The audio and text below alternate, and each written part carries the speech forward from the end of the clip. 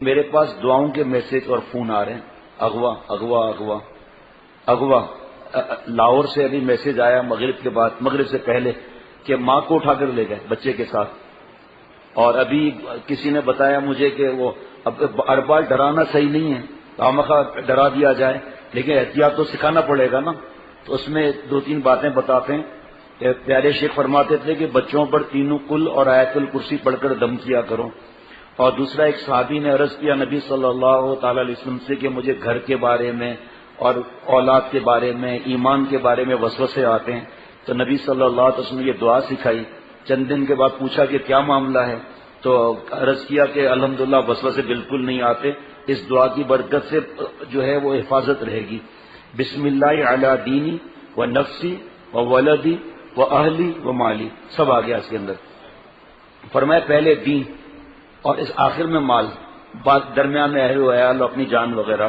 اور دعائے انس کا بہت پہلے بار بار بتایا تھا، اب بار بار بتائیں گے کہ دعائیں انس خود پڑھ لو، بڑے بچوں پر دم کر دو، اور مہربانی کرے رات کو جاگنا بند کریں، اور گھر کے کام مرد خود کریں۔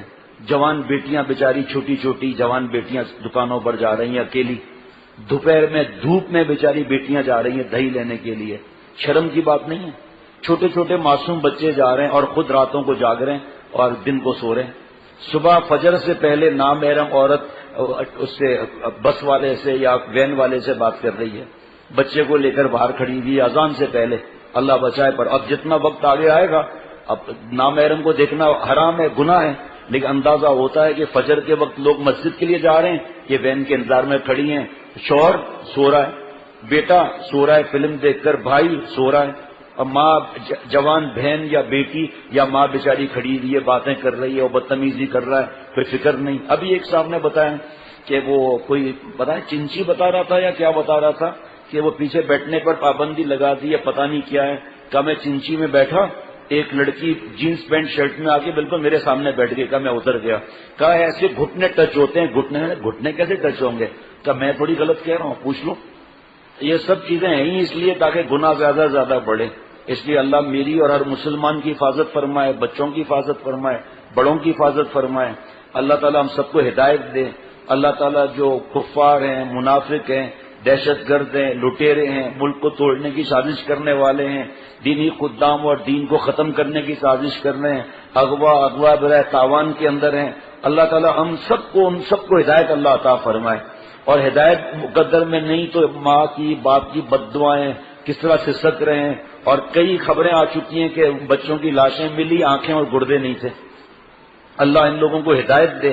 ہدایت مقدر میں نہیں تو اللہ ان پر عذاب کا کتا ایسے مسلط فرمائے، ایسا اللہ عذاب دے ان کو کہ قیامت تک لوگ وہ عذاب کو سن کر کانپ جائیں۔ اور جو ہماری احتیاطی تدابیر ہے وہ کریں۔ ایسے بچوں کے اسکول ہے، وین ہے، آخر میں بچی بچتی ہے، کیا ہے یہ، خدا را ان چیزوں کا خیال رکھیں ہم لوگ۔ رات کو میرے موجودہ شیخ تیسرے بنگلہ دیش شاہ عبد المتین صاحب دامت برکاتہم سے بات ہوئی، وہاں کے شیخ الحدیث ہیں، ترجمان اکابر ہیں، تو انہوں نے فرمایا کہ بھئی تم دعائے انس پڑھتے ہو؟ میں نے کہا جی حضرت پڑھتا ہوں الحمدللہ، لیکن رمضان شریف میں جو ہے وہ ایسا شیخ کو تو ایسا نہیں اگر مگر نہیں کرتا، رمضان شریف میں میری نالائکی ہے، میں نہیں پڑھ سک رہا ہوں۔ فرمایا خبردار پابندی کرو، پاکستان کے حالات بتاتے ہو، اپنے دوستوں سے بھی کہو دوبارہ شروع کرے۔ اب اس کا پہلے واقعہ سنا دیتا ہوں، پھر یہ کارڈ انشاءاللہ تقسیم ہو جائیں گے انشاءاللہ تعالی۔ اس میں ایک دعا بھی ہے، جو اس دعا کو پڑھ لے تو اس نے ماں باپ کا حق ادا کر دیا، دعا پڑھ کر، اور کہ اللہ اس کا ثواب میرے والدین کو عطا فرما۔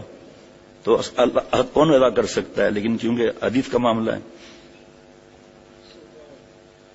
حجاج بن یوسف نے حضرت انس بن مالک رضی اللہ عنہ کو لانے کا کہا، اور عمر بن عبان کہتے ہیں کہ میرے ساتھ کچھ گھڑ سوار اور کچھ پیادے تھے، چنانچہ میں ان کے پاس آیا، آگے بڑھا تو میں نے دیکھا وہ اپنے گھر کے سامنے تشریف فرما تھے۔ میں نے ان سے عرض کیا آپ کو امیر نے بلایا ہے۔ حضرت انس رضی اللہ عنہ نے یہ سن کر فرمایا امیر کون؟ وہ جو پاسبان تھا، جو گارڈ تھا، جو بھی تھا، میں نے عرض کیا حجاج بن یوسف امیر ہے، یعنی سردار ہے۔ تو حضرت انس رضی اللہ عنہ نے فرمایا اللہ تعالیٰ اس کو ذلیل کرے، تمہارے سردار نے قرآن پاک اور سنت کی مخالفت کی ہے، سرکشی کی ہے، اس لیے وہ امیر کہلانے کے قابل نہیں۔ ڈر ہے کوئی؟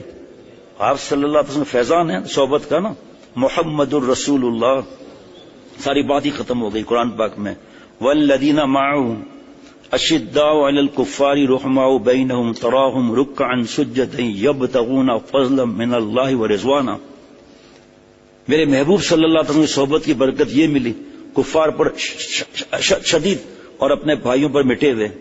اور یہ آیت پر حضرت رو پڑھتے تھے یبتغون فضلا من اللہ ورضوانا. یہ صحابہ اللہ کے فضل اور اللہ کی رضا کو تلاش کرتے ہیں، اور ہم لوگ گندی سائٹس تلاش کرتے ہیں، وائرل کرتے ہیں، لڑکیاں لڑکے مل جائیں، گندی فلمیں دیکھتے رہتے ہیں. کتنا فرق ہو گیا صحبت کی برکت سے. حضرت انس رضی اللہ عنہ کو بھی تو یہ صحبت ملی نا. فرمایا کہ اس لیے امیر کے اللہ نے قابل نہیں، اللہ تعالیٰ سے انتقام لیں گے. قربان کہتے ہیں میں نے کہا اب ہمارے ساتھ چلیں، تو حضرت انس رضی اللہ عنہ ساتھ چل دیے. جب حجاج کے پاس آیا تو حجاج نے پوچھا کیا آپ حضرت انس بن مالک ہیں رضی اللہ عنہ؟ فرمایا جی ہاں میں ہی انس بن مالک ہوں رضی اللہ عنہ. حجاج نے کہا کیا تو وہ شخص ہے جو ہمیں برا بھلا کہتا ہے، بددعائیں دیتے ہیں؟ فرمایا جی ہاں. یہ تو میرے اور تمام مسلمانوں پر واجب ہے، کیونکہ تو مسلمانوں کا دشمن ہے. تو نے اللہ کے دشمنوں کی عزت افزائی کی اور اللہ تعالیٰ کے دوستوں کو رسوا کرنے کی کوشش کی ہے، اور کتنے انہوں نے شہید کیے کاٹ کاٹ کے جسم. صحابہ رضوان اللہ علیہم ان کو الگ بات ہے، لیکن بزرگ فرماتے ہیں ہم گالی نہیں دیں گے، بس خاموش رہیں گے. یہ جا کے برے برے جملے نہیں کہیں گے، اللہ جانے. حجاج نے کہا کہ کیا تجھے معلوم ہے میں نے تجھ کو کس لیے بلایا ہے؟ فرمایا نہیں معلوم. حجاج نے کہا میں نے تجھے رسوا کر کے قتل کرنے کے لیے بلایا.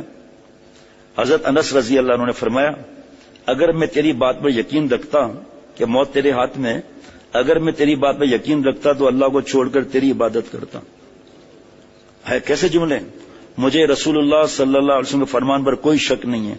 آپ صلی اللہ علیہ وسلم نے مجھے ایک دعا سکھائی ہے اور فرمایا تھا کہ جو کوئی شخص صبح کے وقت یہ دعا پڑھ لے گا اس کو کوئی شخص تکلیف پہنچانے پر قادر نہ ہوگا جناب، اور نہ کسی کو اس پر قابو ہو سکتا ہے. اور میں آج یہ دعا پڑھ کر آیا ہوں. حجاج نے کہا اب وہ مجھے دعا سکھا دیں. فرمایا تو اس کا اہل ہی نہیں. حجاج نے کہا ان کو جانے دو. جب حضرت انس رضی اللہ عنہ وہاں سے نکلے تو دربار نے حجاج سے پوچھا آپ نے کئی دنوں سے ان کو تلاش کر رہے تھے، اب جب آپ نے ان کو پا لیا تو کیوں چھوڑ دیا؟ تو حجاج بن یوسف نے کہا کہ اللہ کی قسم ان کے کندھوں پر 2 شیر دیکھ رہا تھا. جب میں ان سے گفتگو کرتا ہوں میری طرف لپکتے جیسے مجھ پر حملہ کرنا چاہتے ہوں، اور اگر میں ان کے ساتھ کوئی برا سلوک کرتا تو میرا کیا حال ہوتا. پھر حضرت انس رضی اللہ عنہ کے وفات کا وقت آیا، جب قریب آیا تو انہوں نے وہ دعا اپنے بیٹے کو سکھلا دی. یہ ہے یہ تمام آفات سے حفاظت کا یہ دعائیں. ایک دعائیں برائے حفاظت مدینہ شریف میں.